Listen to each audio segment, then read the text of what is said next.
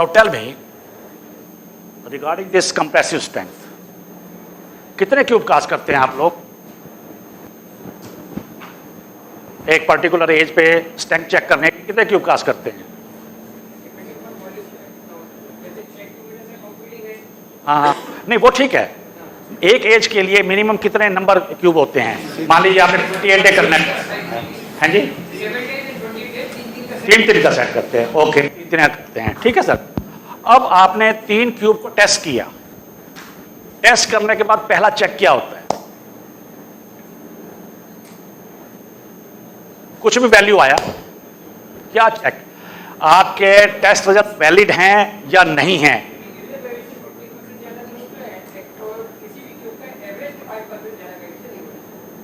किसी भी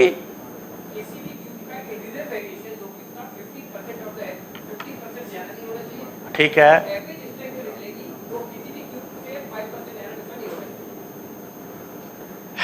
IAS code में जो है सबसे पहले तो जो भी आपके स्ट्रेंथ आया है वो नोट कर लीजिए, एवरेज कर लीजिए उनका। अब उसका एवरेज जो आया है उसको आप -15% में आप कन्वर्ट कीजिए, ठीक है जी, +15% कर दीजिए, -15% कर दीजिए। जो भी +15% से आउट जा रहा है वो अब आपका इनवैलिड है। अगर तो आपके पास नंबर ऑफ सैंपल्स 1 से ज्यादा हैं, ठीक है, तब तो आप उसको इनवैलिड करके आउट कर दीजिए। और अगर आपके पास एक ही सैंपल है तो अब आपको क्या करना है कि जो नियरेस्ट वैल्यूज हैं उन 2 का आप एवरेज ले सकते हैं, जो कि IS 516 जो रिवाइज किया गया है उसमें ये रिकमेंड किया गया है, ठीक है। मान लीजिए आपके पास नंबर ऑफ सैंपल्स 2, 3, 4 इस तरह से हैं, तो सबसे पहले तो अगर जो भी 15% के क्राइटेरिया को मीट नहीं करते हैं उसको आप आउट कर देना है, बाकियों को आपने फिर पैरामीटर्स को स्टडी करना, ठीक है सर। अच्छा, ओके, नाउ सपोज आपके पास सिर्फ एक ही सैंपल है, क्योंकि कंक्रीटिंग आपकी बहुत कम हुई है, तो आपने एक ही सैंपल कास्ट किया है। What is the acceptance criteria for that? एक तो 15% वाला आपने बता दिया, ओके, उसको मीट कर रहा है, हम मान गए। Now the average strength, what is the acceptance criteria for that? Only one sample means average of 3 specimens. FCK +4, FCK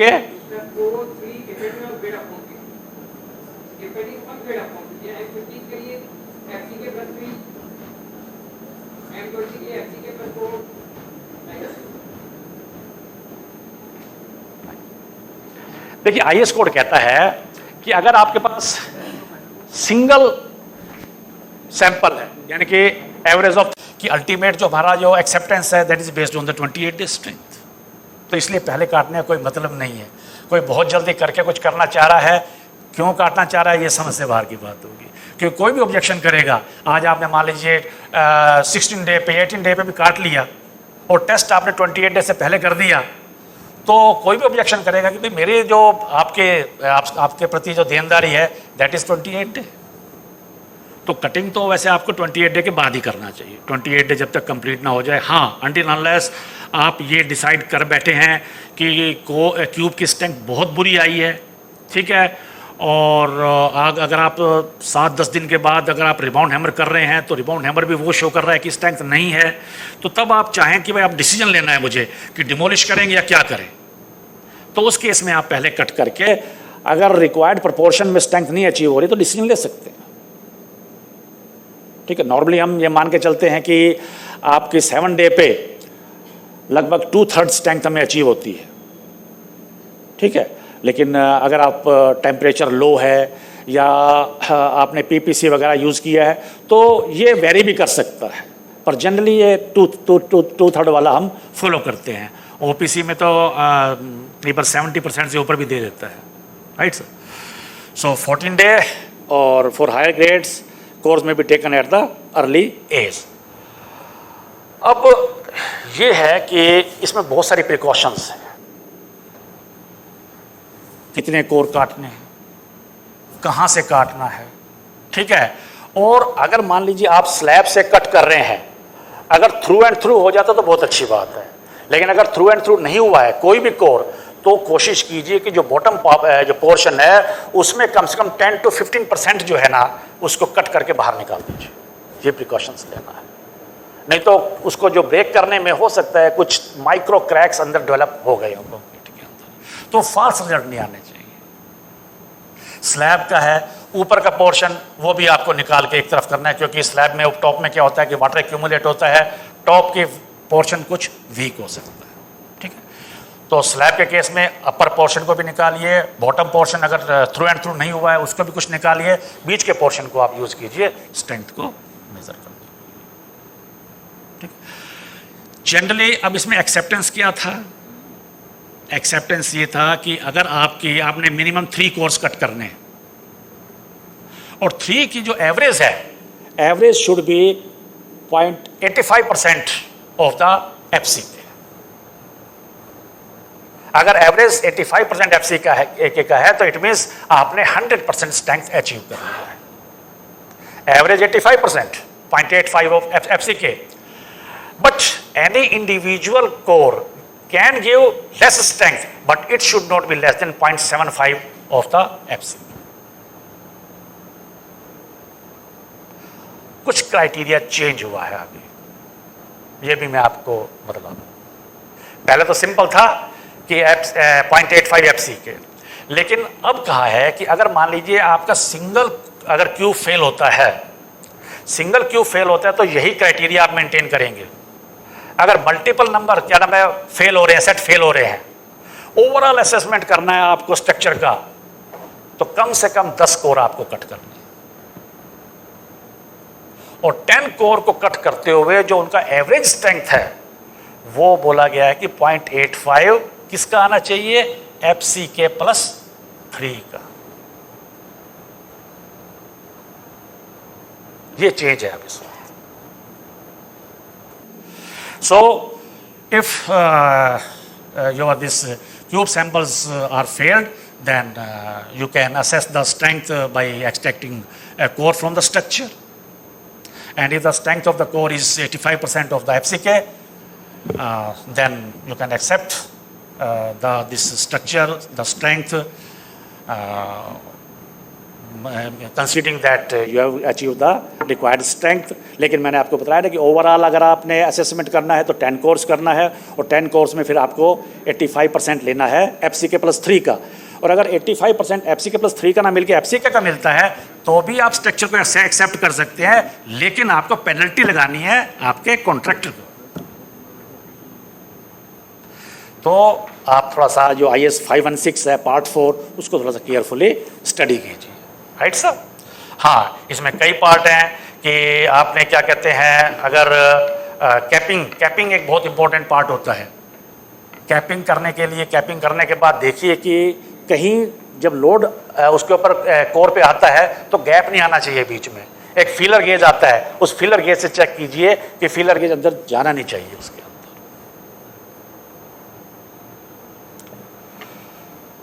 ये फीलर गेज ये इस तरह का होता है, राइट। तो यहाँ पर आप देखें ये करेक्शन फैक्टर लगाना है आपको।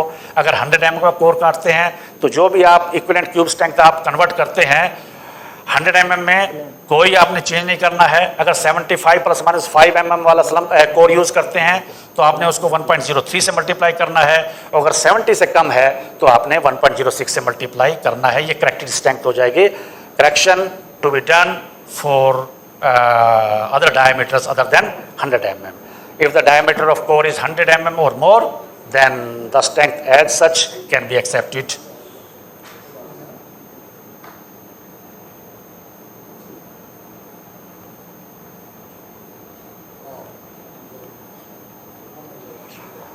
एक चीज और बताइए कि अगर मान लीजिए आपको डाउट होता है कि सीमेंट कंटेंट प्रॉपर है या नहीं है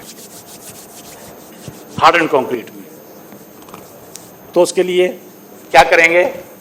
IS 516 लीजिए, पार्ट 11 जो 2020 में पब्लिश हुआ है, ठीक है।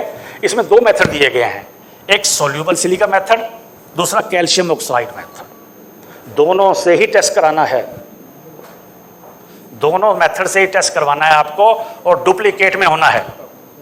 और जो लोअर वैल्यू आप देगा टेस्ट आपको, that should be accepted as the percentage of cement content, lower value. क्योंकि ये डिपेंड करता है कि कहीं आपके एग्रीगेट में आपको सिलिका तो नहीं मिल रहा है, एग्रीगेट से सिलिका मिलेगा, वो कंट्रीब्यूट करेगा सीमेंट कंटेंट में। अगर सिलिका है तो मेथड होना चाहिए कैल्शियम ऑक्साइड वाला, अगर कैल्शियम ऑक्साइड मिल रहा है तो मेथड होना चाहिए सोल्यूबल सिलिका वाला। उसके लिए हमें पेट्रोग्राफिक एनालिसिस करना पड़ेगा। अगर वो एनालिसिस नहीं है अवेलेबल हमारे पास तो आईएस कोड ने रिकमेंड किया कि दोनों टेस्ट मेथड से आप टेस्ट करवाइए सीमेंट कंटेंट को, और जो लोअर वैल्यू है उसको आपको एक्सेप्ट करना है एज ए सीमेंट कंटेंट।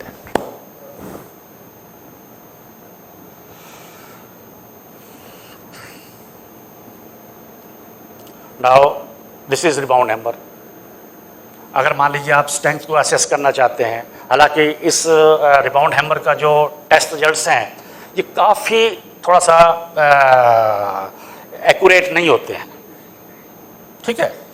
और सबसे पहले अगर आपने इसको यूज़ भी करना है तो ये एक एनविल दिया गया है, इस पे रीडिंग लेके इसकी एक हार्डनेस होती है, इस पे आपने 68 से 70 के आसपास उसका रिबाउंड हैमर का रीडिंग आना चाहिए।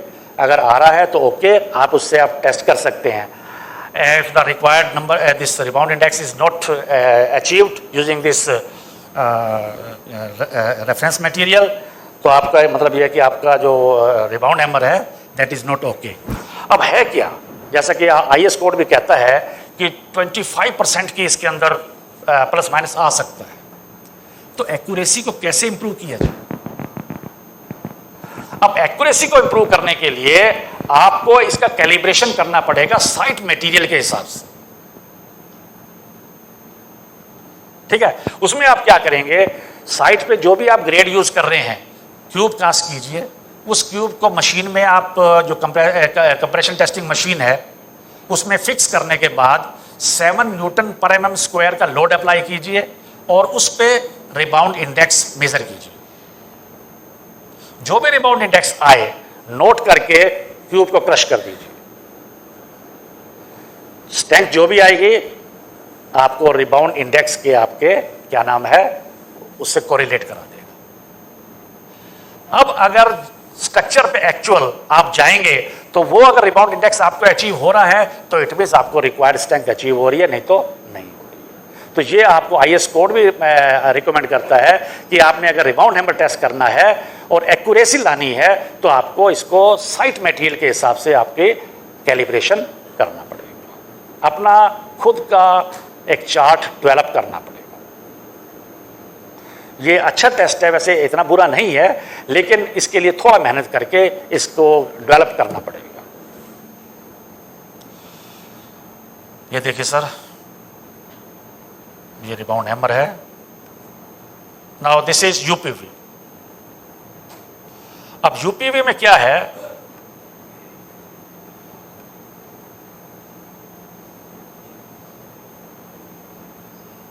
कोर कटिंग हो रही है, ये तो this is core.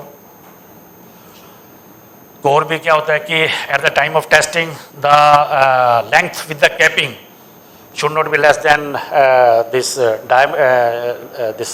diameter of the sample, UPV. Now ultrasonic pulse velocity method could be used to establish the homogeneity of the concrete. अब इससे हमें स्ट्रेंथ पता नहीं चलेगा। आप ये सोचें कि भाई यूपीवी से स्ट्रेंथ पता लगेगा, नहीं। इससे पता चलेगा कि अंदर कहीं हनी कॉम्बिंग तो नहीं है, इससे पता चलेगा कि अंदर कोई क्रैक्स तो नहीं, ठीक है। तो इससे क्या होता है कि इसमें जो पल्सेस हैं, आप ये देखिए कि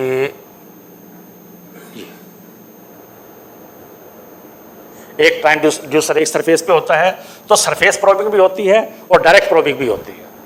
बेनिफिशियल है कि डायरेक्ट प्रोबिंग करें। एक अगर इस सरफेस पे आपने ट्रांसड्यूसर लगाया है तो दूसरे वाला उसके अपोजिट लगना चाहिए, राइट। तो इससे हम क्या है कि आपका किलोमीटर पर सेकंड में इसकी हम वो मेजर करते हैं। और अगर ये चार्ट कहता है कि for concrete having grade M25 और less than that, if this pulse velocity in kilometer per second is less than 3.5, then the quality of concrete can be categorized as doubtful. And if the pulse velocity is in between 3.5 to 4.5, then the quality of concrete is good.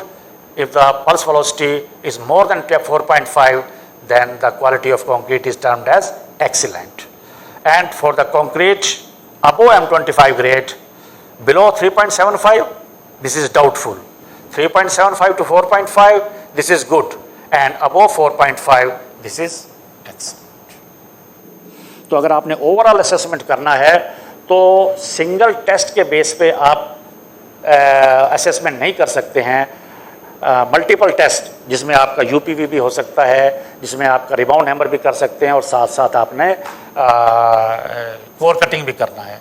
क्योंकि rebound hammer test सिर्फ आप ये मान के चलिए कि 60 से 70 दिन ओल्ड कंक्रीट पे ही कर सकते हैं. बहुत ज़्यादा पुरानी कंक्रीट पे जहाँ पे कार्बोनेशन हो चुका है उस पे आप रिबाउंड हैमर टेस्ट नहीं कर सकते, क्योंकि कार्बोनेशन की वजह से सरफेस हार्डनेस बढ़ जाती है और फिर आपको जो रिजल्ट्स मिलेंगे वो एक्स्ट्रा ऑर्डिनरी हाई होंगे, जबकि एक्चुअल स्ट्रेंथ कंक्रीट का नहीं होगा उतना. दिस इज, इसे पंडित बोलते हैं कि pulse ultrasonic non destructive digital indicator tester. देखिए इस तरह से हम लोग इस तरह से ग्रिड मार्किंग करते हैं.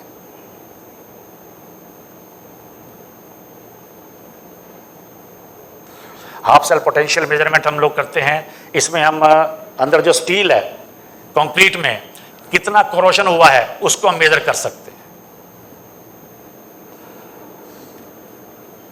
देखिए ये वैल्यू दी गई है.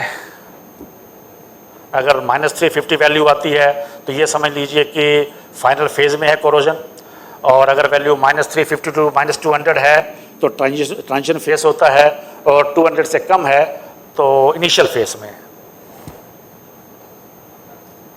This is, we can also check the location of the steel in the concrete using tachometer. So these are some equipments you can use to do the non-destructive testing of the concrete. Thank you very much. So this is complete for now.